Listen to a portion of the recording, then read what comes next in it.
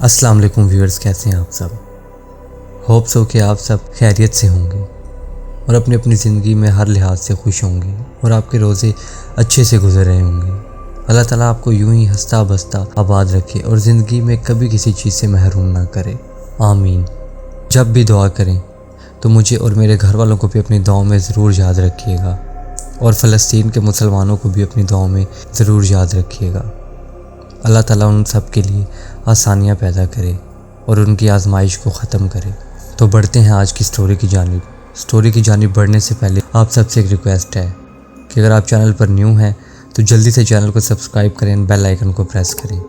Story اچھی لگتی ہے تو ویڈیو کو لائک کریں اینڈ زیادہ سے زیادہ شیئر کریں۔ اب جلدی سے اپنے ہیڈ فونز لگا لیجئے اور کسی اندھیری اور خاموش جگہ پر بیٹھ جائیے، کیونکہ یہ سٹوری آپ سب کو امیجنیشن میں لے جانے والی ہے۔ اس سٹوری کو فیل سے سنیں تو آپ خود کو اسی جگہ پر پائیں گے۔ تو چلیے سٹوری شروع کرتے ہیں۔ میرا نام علی ہے اور میں ضلع لاہور کا رہنے والا ہوں۔ یہ ان دنوں کی بات ہے جب میں کالج کا اسٹوڈنٹ ہوا کرتا تھا اور سیکنڈ ایئر میں تھا، اور مجھے گھومنے پھرنے کا بہت زیادہ شوق تھا اور میں اکثر اپنے دوستوں کے ساتھ گھومنے پھرنے جایا کرتا تھا سٹی کے اندر ہی، کبھی کھانے پینے تو کبھی پکنک وغیرہ پر، یا کبھی لاہور کے تاریخی مقامات کو وزٹ کرنے۔ میں زیادہ تر اپنے دو دوستوں کے ساتھ ہی جایا کرتا تھا، حمزہ اور مرتضیٰ۔ جیسا کہ میں کالج اسٹوڈنٹ تھا تو مجھے کہیں بھی جانے سے پہلے اپنے والدین سے پرمیشن لینا پڑتی تھی۔ تو ایسے ہی ایک دن کی بات ہے کہ ہم لوگ ایگزام سے بالکل فری ہو چکے تھے، ہمارے سیکنڈ ایئر کے فرسٹ ٹرم کے ایگزام ہو چکے تھے اور ہمیں تقریباً 10 دن کی چھٹیاں تھیں۔ تو میرا یوں ہی بیٹھے بیٹھے مووی نائٹ کا پلان بنا۔ تو مووی نائٹ کا پلان بنتے ہی میں نے سب سے پہلے اپنے والدین سے پرمیشن لی کہ اگر وہ مان جاتے ہیں کہ میں مووی دیکھنے چلا جاؤں تو پھر میں اپنے فرینڈ سے بھی پوچھ لوں گا اور ان کو بھی منا لوں گا۔ لہٰذا کسی طریقے میں نے اپنے والدین کو منایا اور ان سے مووی نائٹ کی پرمیشن لے لی، اور پرمیشن لینے کے بعد میں کافی خوش تھا، اور اب مجھے پتا تھا کہ اپنے دوستوں کو کال کرنے پر وہ بھی پرمیشن لے ہی لیں گے اور میں ان کو منا لوں گا، کیونکہ سب سے بڑا مسئلہ ہوتا تھا والدین سے پرمیشن لینے کا۔ اب میں نے جلدی سے حمزہ اور مرتضیٰ کو کال کی اور ان کو اپنے پلان کے بارے میں بتایا۔ پہلے تو انہوں نے کہا کہ یار اتنے اچانک ہم کیسے تمہارے پلان پر عمل کر لیں، ہمیں تو پتہ ہی نہیں تھا۔ لیکن پھر میرے انسسٹ کرنے پر انہوں نے کہا کہ چلو ٹھیک ہے، ہم دونوں مشورہ کر لیں اور اپنے گھر والوں سے بھی پرمیشن لے لیں، تو اس کے بعد تمہیں بتاتے ہیں۔ تو تھوڑی دیر بعد میں نے پھر دونوں کو کال کی تو انہوں نے کہا کہ ہاں ہم نے گھر والوں سے پرمیشن لے لی اور ہمیں پرمیشن مل گئی ہے، بتاؤ اب کب جانا ہے مووی دیکھنے۔ تو ہم نے سیٹرڈے نائٹ کا پلان ڈن کیا، جو مووی دیکھنی تھی وہ ڈن کی اور جس جگہ پر دیکھنی تھی وہ لوکیشن ڈن کی۔ ہمارا گھر لاہور کے بیکورڈ ایریا میں تھا،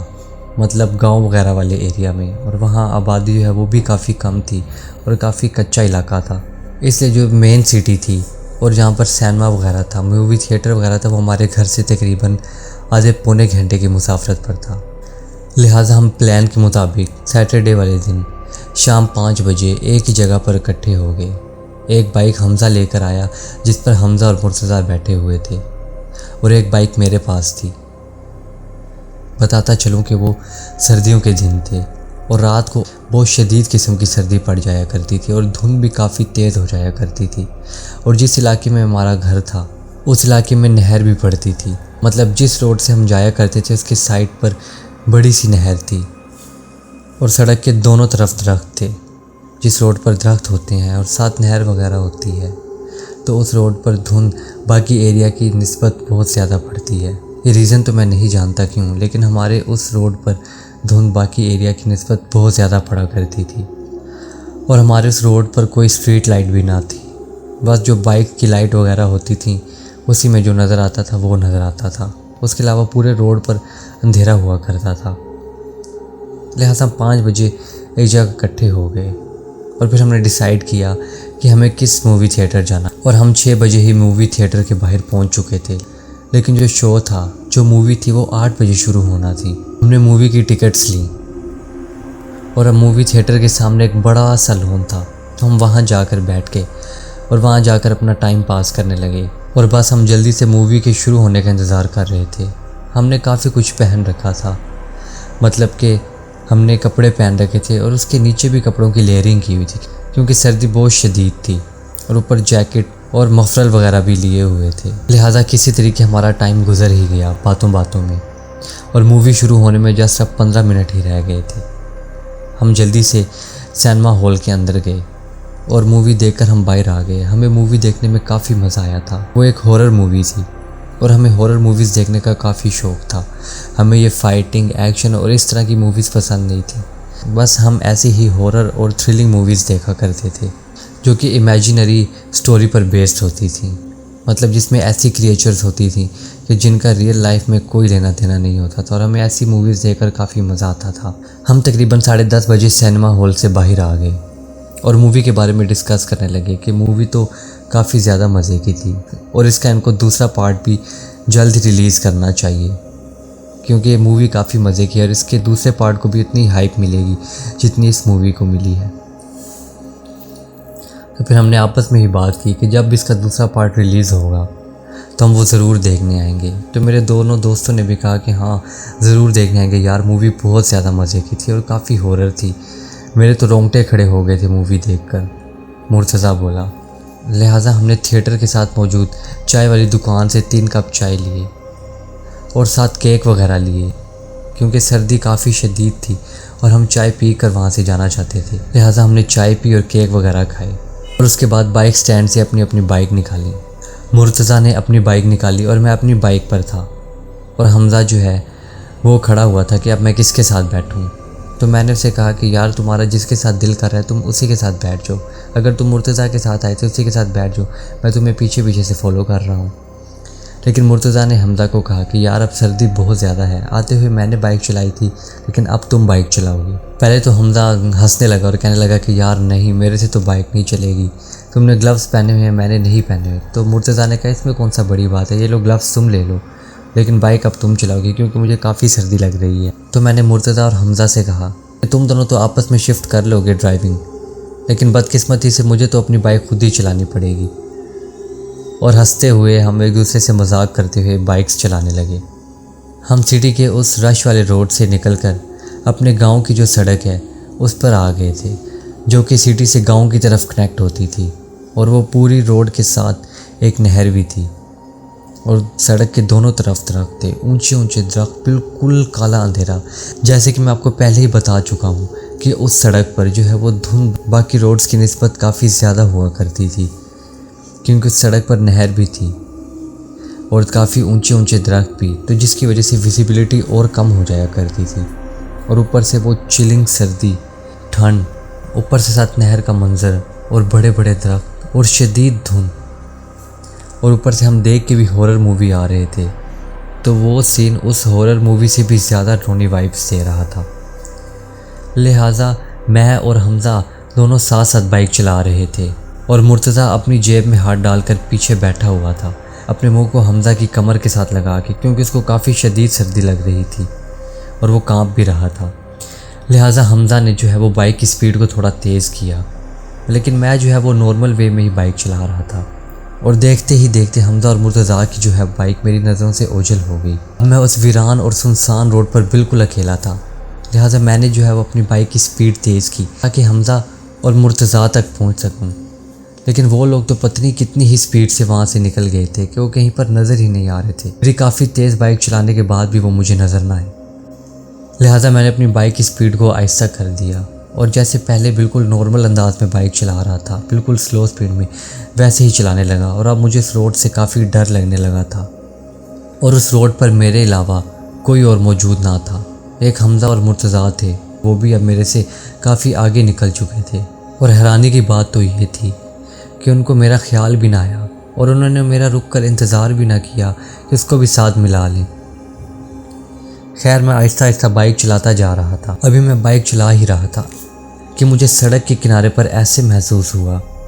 کہ کوئی عورت نہر کے کنارے بیٹھی ہوئی ہے۔ حالانکہ دھند کافی زیادہ تھی، اس لیے صحیح سے کنفرم پتہ تو نہیں چل رہا تھا کہ وہ کیا چیز ہے، لیکن پھر بھی تھوڑا آئیڈیا ہو رہا تھا کہ جیسے کوئی عورت نہر کے کنارے بیٹھی ہوئی ہے اور اپنے پاؤں کو اس نے نہر کے اندر ڈبایا ہوا ہے اور اس کو زور زور سے ہلا رہی ہے۔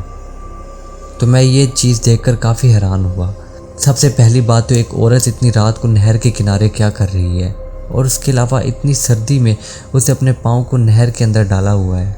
لہٰذا میں اپنی بائک کو اس کی طرف لے کر گیا تو دیکھا کہ ہاں وہ واقعی میں ایک عورت تھی،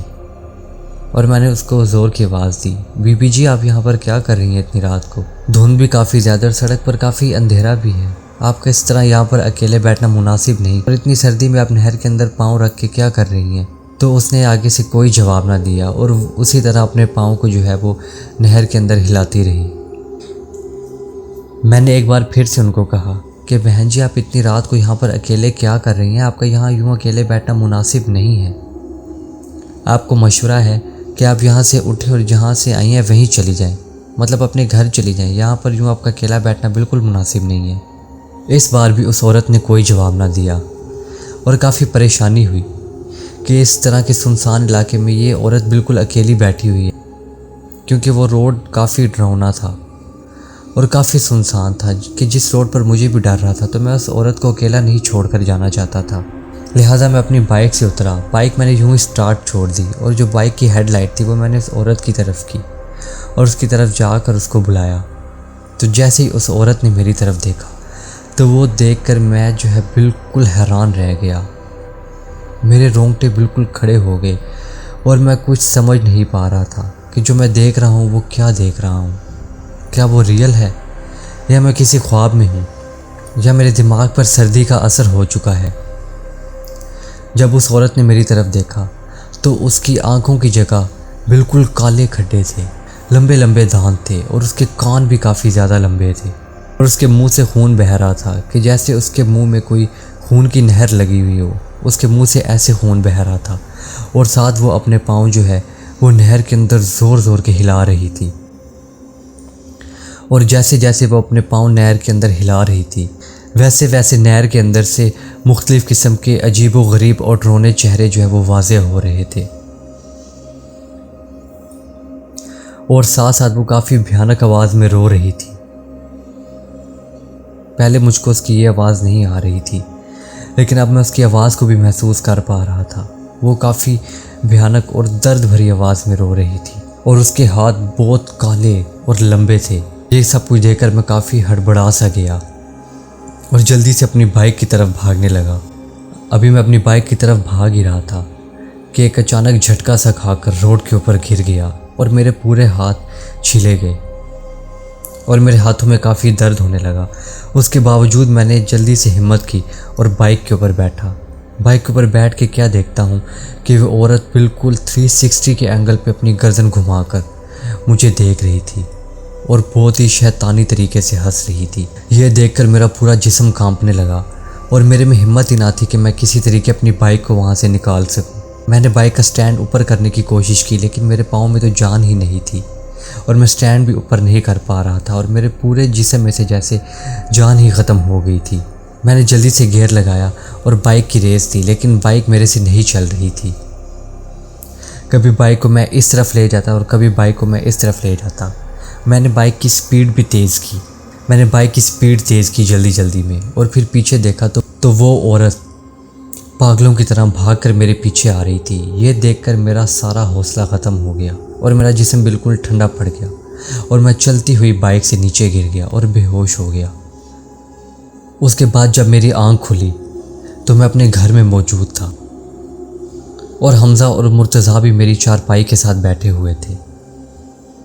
اور میرے والد صاحب بھی میرے ساتھ بیٹھے ہوئے تھے۔ مجھے ہوش آتے ہی حمزہ اور مرتضیٰ نے کہا کہ شکر ہے اللہ کا کہ تمہیں ہوش آ گیا ہے،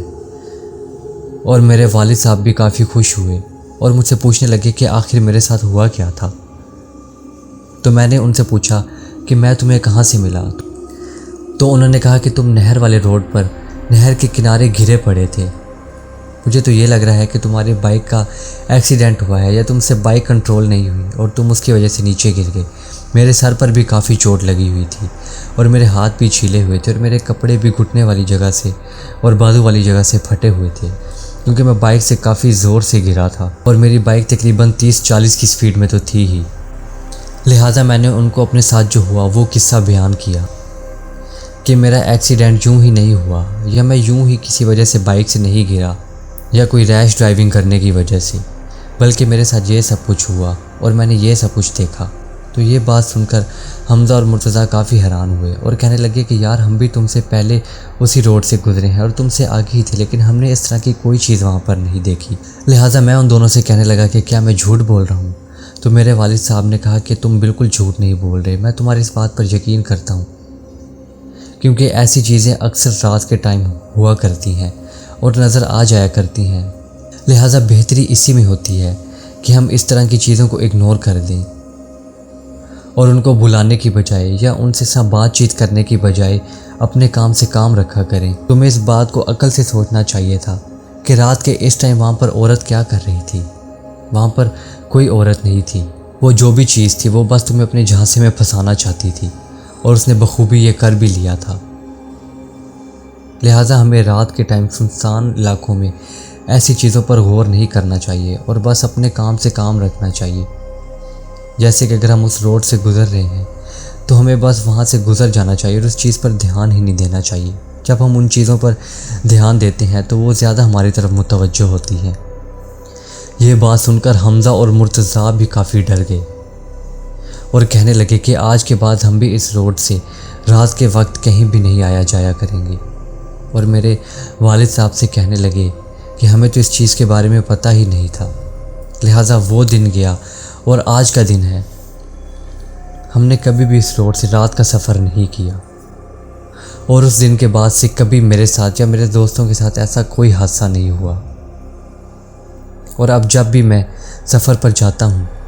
بے شک اس روڈ سے نہیں گزرتا، کسی اور روڈ سے بھی گزرتا ہوں، رات کا وقت ہوتا ہے تو میں سفر کی دعا لازمی پڑھتا ہوں اور پورے راستے پر آیت الکرسی اور دیگر آیات کا ورد کرتے آتا ہوں، کیونکہ میں نہیں چاہتا جو میرے ساتھ اس رات کو ہوا تھا وہ پھر کبھی ہو، کیونکہ اس رات تو میں کسی طریقے بچ گیا تھا، لیکن اب میں اتنا ضرور جانتا ہوں کہ اب کبھی میرے ساتھ یوں ہوا تو میں زندہ نہیں بچ پاؤں گا۔